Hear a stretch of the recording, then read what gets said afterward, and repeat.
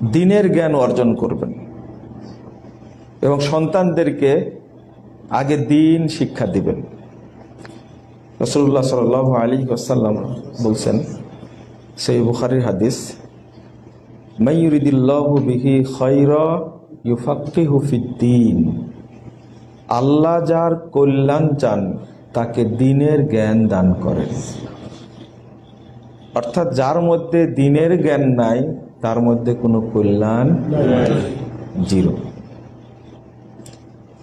তো প্রথম কোন জ্ঞান অর্জন করবেন এটা পরে আসি।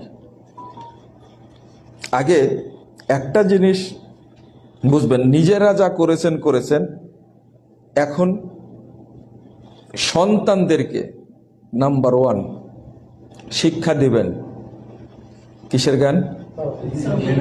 দ্বীনের জ্ঞান শিক্ষা দিবেন। প্রথম,